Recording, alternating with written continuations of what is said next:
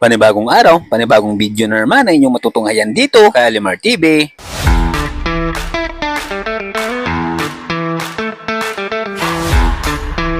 Alas 7 pa lang ng umaga ay bumabakbak na tayo. Bueno mano nga pala natin si Madam dyan kanina. Unang hatid natin. Pero alam nyo ba, may trivia mga balita natin ngayon. Kasi nga, nakasabayan natin si Kuya Kim sa EDSA. Kuya Kim, ano na? Pagsapit nga ng dilim ay dumidilim naman kaagad ito. At pagsapit naman ng araw ay umaaraw din naman ito. Ito nga pala si Kuya Kim, laging tatandaan, ang buhay ay weather lang. Samantala, ang swerte talaga natin dahil nga nakasabayan natin ang isa sa pinakasikat dito sa telebisyon sa GMA. Pero bago yan ay pinuntahan din natin itong pinakasikat na parisan dito sa Pasay kay Diwata Paris Overload. Alright, bago marating yung parisan ni Diwata ay dito muna ako nagmuni-muni sa gilid ng MOA at maya-maya pa ay umalis na ako at dumiretso na nga ako doon sa kainan ni Diwata sa may Paris Overload sa Pasay. Alright, pagkalipas nga ng ilang minuto ay narating ko na rin itong pwesto ni Diwata dito sa Pasay at dito na nga ako sa labas. Ayan o, pero teka lang, bakit ganon? Bakit walang katao-tao? Wala namang kumakain dito mga pre. Alam nyo ba dati dito sa parisan ni Diwata ay napakaraming pilang tao dito. Pag pumila ka nga dito mga pre ay napakahabang pila at napakatagal kasi nga sobrang daming tao. Sobrang puno tong lugar na to ng tao mga pre. Pero ngayon, tingnan nyo naman, napakaaliwalas na. Wala na masyadong kumakain. May sabi-sabi pa nga na magsasara na daw to mga pre. Kaya sinubukan natin kumain dito ulit. Pero good job naman kasi nga masarap pa rin yung pagkain ni Diwata. May usok nga lang.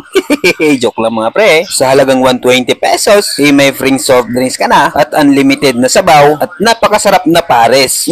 Sige nga, try nga natin.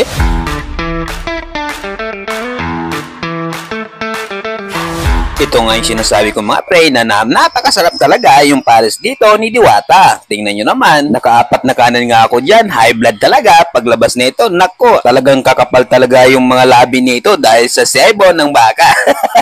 High blood talaga. Pagkatapos ko nga kumain ay umikot-ikot muna ako dito sa mga tauhan ni Diwata kung anong ginagawa nila. At dito may napansin ako nag-iihaw ng manok. Ayan o, dito pala iniihaw lahat ng mga manok. Medyo okay naman, malinis, good job. Tsaka napakasarap siguro yan. Hindi pa ako nakatry ng manok ni Diwata dito. Parang manginasal lang din. At maya-maya pa, umupo muna ako saglit. Nagpahinga muna ako dito kasi nga busog na busog ako. At ayan, tiningnan ko yung mga tao. Wala talagang pumapasok. Ayan lang po. Pero bakit naman ganon? Masarap naman yung pares ni Diwata. Bakit ayaw nyo kumain dito mga pre? Punta na kayo dito. Dito lang yun sa Pasay. Malapit sa may MOA. Try nyo ulit. Okay naman. At maya-maya pa ay umalis na ako. Lumabas na ako sa bahay ni Diwata. Baka sabihin niya, ay may batcher na naman nakapasok. Joke lang mga pre. Biyahe na tayo, wag lang puro vlog. Wala pa naman tayo napapatunayan dyan. Kaya biyahe muna tayo mga pre. Mamaya wala tayong uwi ng pera sa bahay. Kaka-vlog mo dyan. Hayaan mo na yan si Diwata. Tara na, biyahe na. Let's go. Kaya ikaw na puro biyahe lang, mag-vlog ka na rin. Malay mo, dito ka asenso. Bye-bye. Hanggang dito na lang yung vlog natin. Maraming salamat sa mga nanonood.